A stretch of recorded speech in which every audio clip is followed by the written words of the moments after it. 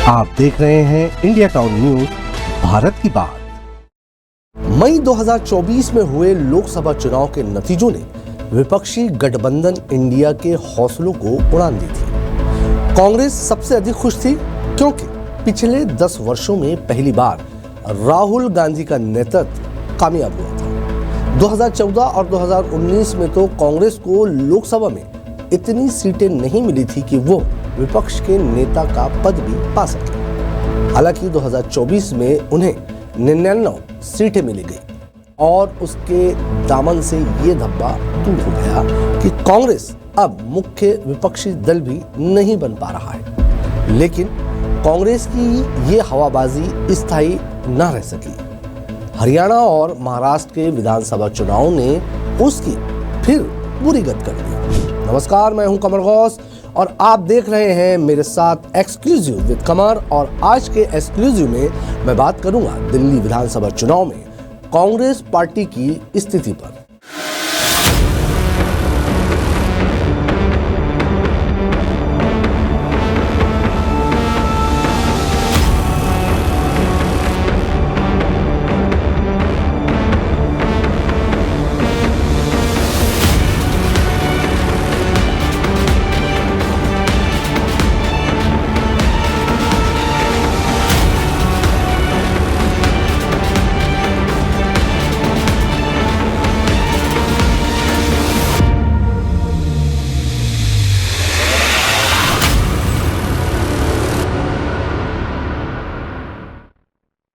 मैं आपको यहां बताते चलूं कि लोकसभा चुनाव के नतीजों का श्रेय कांग्रेस खुद को दे रही थी, पर यह सत्य नहीं है क्योंकि कांग्रेस की इन 98 सीटों पर जीत के पीछे समाजवादी पार्टी के सुप्रीमो अखिलेश यादव का राजनीतिक दांव था। लेकिन कांग्रेस अपनी पीठ थपथपा रही थी। अब आपको बताता हूं पीडीएफ के समीकरण को। पीडीएफ यानी पिछड़ा, दलित और अल्पसंख्यक वर्ग की मैं आपको बात बताता हूं। जब 31 मार्च 2024 को प्रधानमंत्री नरेंद्र मोदी ने मेरठ में अपने चुनाव प्रचार का आगाज किया था, तब उन्होंने भाजपा के लिए 400 पार का नारा दिया था। उनके इस नारे से भारतीय जनता पार्टी के कार्यकर्ता फूल कर कुप्पा हो गए। उधर विपक्षी दलों को समझ नहीं आया कि इसका जवाब कैसे दें। इसके बाद 14 अप्रैल को अयोध्या से भाजपा के लोकसभा सदस्य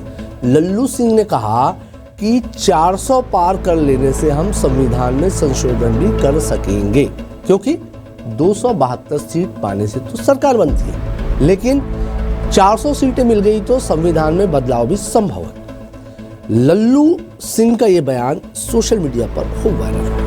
उसी क्षण उत्तर प्रदेश के पूर्व मुख्यमंत्री और समाजवादी पार्टी के सुप्रीमो अखिलेश यादव ने एक ट्वीट किया कि भाजपा की हवा निकालेगा पीडीए अर्थात पिछड़ा, दलित और अल्पसंख्यक वर्ग वोटर। और अखिलेश का ये बयान इंडिया गठबंधन दलों के लिए संजीवनी साबित हुआ। लेकिन चुनाव नतीजों के बाद कांग्रेस अपने सहयोगी दलों से बनाकर नहीं चल पाई। और हरियाणा विधानसभा चुनाव के समय जब हरियाणा के अहिरवाल क्षेत्र में समाजवादी पार्टी ने 3-4 सीटें मांगी तो कांग्रेस नेता भूपेंद्र सिंह हुड्डा ने कह दिया कि यहां समाजवादी पार्टी को कोई वजूद नहीं है। कमलनाथ ने भी अखिलेश यादव के बारे में असंसदीय शब्द बोले और उसका नतीजा ये रहा कि उत्तर प्रदेश में विधानसभा सीटों के उपचुनाव में समाजवादी पार्टी ने कांग्रेस को मंझवा और फूलपुर सीट नहीं दी, जबकि इसके पूर्व लोकसभा चुनाव में इंडिया गठबंधन के साथ आम आदमी पार्टी और तृणमूल कांग्रेस क्रमशः पंजाब और पश्चिम बंगाल में नहीं रहे। इसके विपरीत अखिलेश ने कांग्रेस को पर्याप्त सीटें दी। खटास पड़ते ही समाजवादी पार्टी भी इंडिया गठबंधन और खासकर कांग्रेस से छिटकने लगी। दिल्ली विधानसभा चुनाव में समाजवादी पार्टी और तृणमूल कांग्रेस ने अरविंद केजरीवाल को सपोर्ट करने की घोषणा कर दी, जबकि यहां मैदान में कांग्रेस भी है। अब अगर हम दिल्ली विधानसभा चुनाव की बात करें तो अखिलेश यादव यूपी वालों को अपने जैसे लगते हैं। भले ही दिल्ली में समाजवादी पार्टी या तृणमूल का कोई आधार वोट ना हो। लेकिन ये नहीं भूलना चाहिए कि पूर्वी दिल्ली में मध्य और पूर्व उत्तर प्रदेश के लोगों की संख्या बहुत ज्यादा है। इसी तरह चित्तरंजन पार्क में बंगाली वोटर्स काफी है। दिल्ली में 1991 से पूर्वी दिल्ली लोकसभा सीट इसी समुदाय के पास रही है। इसी तरह विधानसभा में उत्तर प्रदेश और बंगाल के लोग जीतते भी रहे हैं। यद्यपि पूर्वी उत्तर प्रदेश और बंगाली मूल के वोटर अपनी सुविधा से भाजपा या कांग्रेस को वोट करते हैं, लेकिन समाजवादी पार्टी नेता अखिलेश यादव का नाम भी उन्हें अपने जैसा प्रतीत होता है। जिस तरह ये समीकरण है, उसे देखते हुए कांग्रेस को इस पर विचार करना चाहिए कि अखिलेश यादव ममता बनर्जी से बनाकर वो क्यों नहीं रख पा रहे हैं। भाजपा अपने छोटे सहयोगी दलों का भी पूरा ख्याल रखती है। 6 सीटों वाले चिराग पासवान को भी कैबिनेट में जगह दी गई है। वहीं दिल्ली चुनाव में समाजवादी पार्टी और तृणमूल भी इंडिया गठबंधन से दूर हो गए हैं। उधर बिहार में तेजस्वी यादव तो रोज इस गठबंधन की अवहेलना करते रहते हैं। उन्होंने कहा कि इंडिया गठबंधन सिर्फ लोकसभा चुनाव के लिए था। इससे यह साफ है कि इंडिया गठबंधन सिर्फ फौरी तौर पर लोकसभा चुनाव की वैतरणी पार करने के लिए बनाया गया था। इस गठबंधन के सबसे बड़े दल कांग्रेस के तेवर ऐसे हैं कि भविष्य में कौन उसके साथ रह पाएगा। इंडिया गठबंधन के दलों के मध्य आपसी संबंध इतने कटु हो गए हैं कि अरविंद केजरीवाल कह रहे हैं कि कांग्रेस तो हमारे सामने कहीं है ही नहीं। वे अपना मुकाबिल सिर्फ भारतीय जनता पार्टी को मानते हैं। उनके साथ ही दिल्ली की मुख्यमंत्री आतिशी का कहना है कि एक तरफ हम हैं और दूसरी तरफ गाली गलौज पार्टी। इस गाली गलौज पार्टी से उनका आशय भाजपा से है। और तो और कांग्रेस के नेता और महाराष्ट्र के पूर्व मुख्यमंत्री पृथ्वीराज चौहान ने तो स्पष्ट कह दिया है कि दिल्ली के चुनाव में अरविंद केजरीवाल ही जीतेंगे। वहीं जब हम इंडिया गठबंधन की बात करते हैं तो इंडिया गठबंधन बिखरता हुआ दिखाई दे रहा है, क्योंकि इस पर अरविंद केजरीवाल स्वयं कह रहे हैं कि इंडिया गठबंधन अब बिखर चुका है। दिल्ली में आम आदमी पार्टी को न सिर्फ समाजवादी पार्टी और तृणमूल सपोर्ट कर रहे हैं, बल्कि सूत्र बता रहे हैं कि उद्धव गुट की शिवसेना भी आम आदमी के साथ है।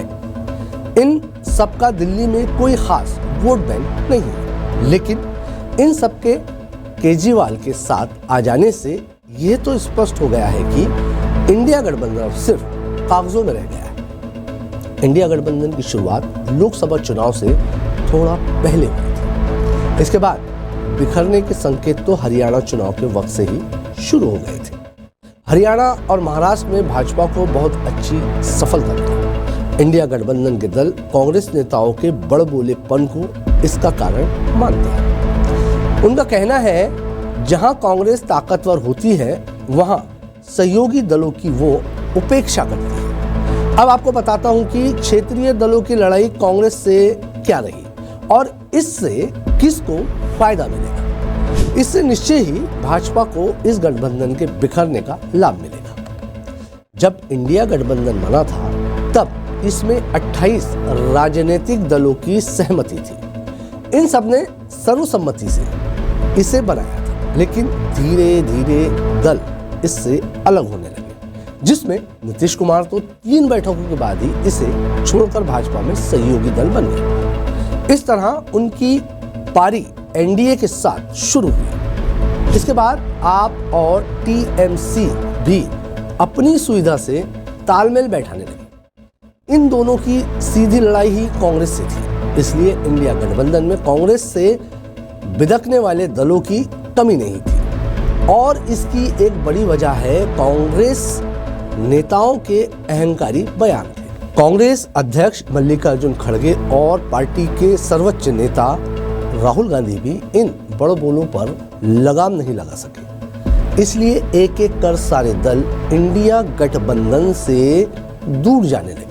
वहीं कांग्रेस ने अरविंद केजरीवाल के सामने नई दिल्ली से संदीप दीक्षित को खड़ा कर दिया है और भाजपा ने पूर्व मुख्यमंत्री साहिब सिंह वर्मा के बेटे प्रवेश वर्मा को अरविंद केजरीवाल, चूंकि संदीप की मां शीला दीक्षित पर भ्रष्टाचार के आरोप लगाकर अरविंद केजरीवाल 2013 में सत्ता में आए थे, तो वो सरकार मात्र 49 दिन चली और इसके बाद चुनाव 2015 में हुए। इस चुनाव में उन्होंने कांग्रेस का दिल्ली से सफाया कर दिया था। यही वजह थी कि 70 में से 67 विधानसभा सीटें उनके खाते में आई थी। 2020 का चुनाव भी अरविंद ने जीता और कांग्रेस की बुरी गत की। इसलिए संदीप दीक्षित आरोप लगा रहे हैं कि अरविंद केजरीवाल भाजपा के एजेंट हैं। उधर आम आदमी पार्टी यही आरोप कांग्रेस और संदीप दीक्षित पर लगा रही है। इन दोनों के बीच का युद्ध इंडिया गठबंधन को और कमजोर कर रहा है। आपको यहाँ ये बताना भी जरूरी है कि कांग्रेस की लोकसभा सीटें भले ही कम हो और देश में कुल 3 राज्यों में उसकी सरकार हो, मगर इसमें कोई शक नहीं है कि आज भी कांग्रेस का वोटर देश में हर जगह है और काफी बड़ी संख्या में है। यही बात कांग्रेस को मजबूत भी करती है और कमजोर भी। वहीं हर राज्य और संघ शासित क्षेत्र में क्षेत्रीय दलों की मुख्य भिड़ंत कांग्रेस से होती है। लोकसभा में तो कांग्रेस के साथ गठबंधन चल सकता है, किंतु विधानसभा चुनाव में कांग्रेस के समक्ष मुख्य चुनौती ये क्षेत्रीय दल ही होते हैं। वहीं कांग्रेस की एक ये भी बात है कि कांग्रेस के बड़बोले नेता अपनी तरफ से कोई विनम्रता दिखाने को राजी नहीं होते। इसलिए राष्ट्रीय स्तर पर कांग्रेस के नेतृत्व में बना कोई गठबंधन टिकाऊ नहीं होता। हालांकि 2004 से 2014 तक कांग्रेस की अगुवाई में बना संयुक्त प्रगतिशील गठबंधन यूपीए लंबा चल गया था, मगर अब इंडिया तो जुलाई 2023 में बना और 6 महीने में ही बिखरने लगा। आज के एक्सक्लूसिव विद कमर में फिलहाल इतना ही। मुझे दीजिए इजाजत। नमस्कार।